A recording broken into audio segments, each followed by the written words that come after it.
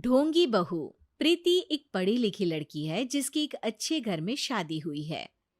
प्रीति का पति राहुल एक मल्टीनेशनल कंपनी का मैनेजर है जो आधे महीने विदेश में ही रहता और छोड़ जाता है अपने मम्मी पापा को प्रीति के भरोसे, जिसे इस देश को सुधारने की चुल ने परेशान कर रखा है। मम्मी पापा, कल एक डॉग वैक्सीनेशन का शिविर है तो मैं वहीं पूरा दिन रहूंगी। आप मेरे लिए खाना मत बनवाना। अरे बेटा प्रीति, वो बाई तो काम छोड़कर परसों ही जा चुकी। एक नई बाई देखनी पड़ेगी। माँ, आप तो जानती ही हो ना कि मैं कितना बिजी रहती हूँ। अगर कल मैं नहीं गई तो कुत्ते एडॉप्ट ही नहीं हो पाएंगे।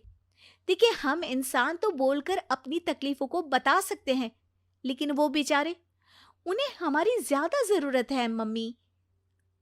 अरे बोल के भी हम क्या हासिल कर पा रहे हैं। अब ठीक है बेटा, तू जा, मैं खाना बना लूंगी। ऐसा पहली बार नहीं हो रहा था। देश भर में जितने एनजीओज हैं, चाहे वो स्टूडेंट्स के अधिकार के लिए हो या गरीबों में खाना बांटने का काम हो, प्रीति सबसे जुड़ी हुई थी।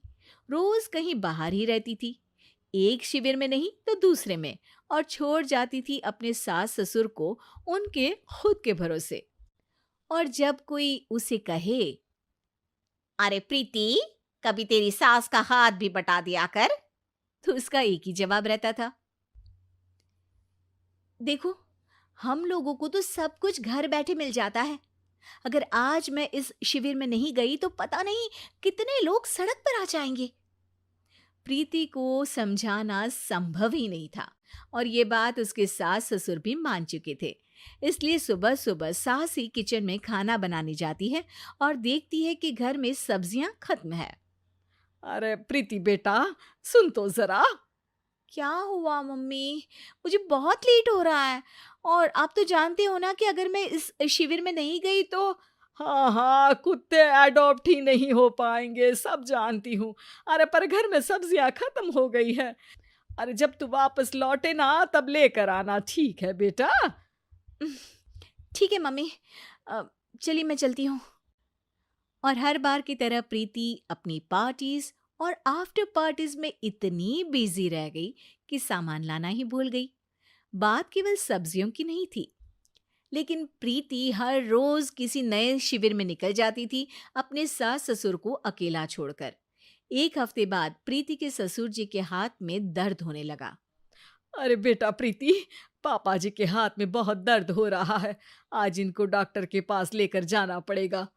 "अम, ठीक है माँ, आप हो आओ, मैं बाहर ही खा लूंगी। अरे बेटा, मैं कैसे ले जाऊं?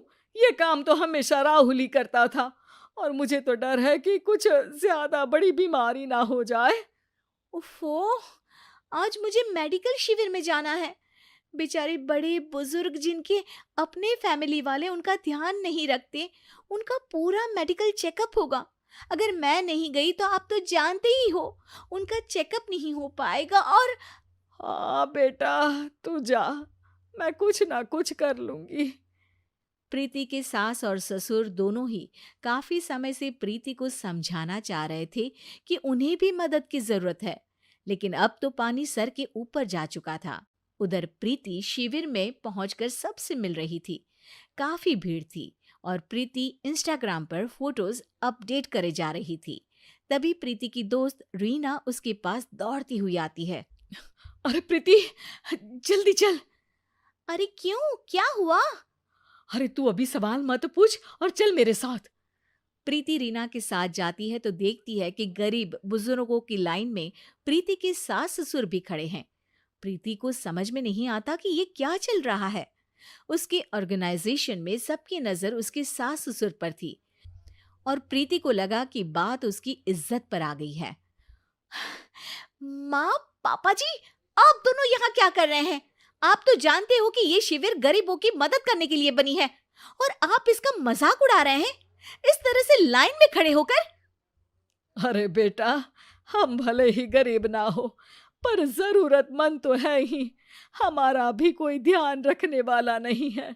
मेरे पति के हाथ में दर्द है, मैंने सुना कि ज़रूरतमंद बुजुर्गों का यहाँ फ्री में इलाज हो रहा है, इसीलिए चले आए। अ, नहीं, मतलब मैं तो प्रीति को समझ में आ गया था कि समाज को संभालने से पहले उसे अपना घर संभालना चाहिए और वो सर झुकाकर अपने सास ससुर से माफी मांगती है।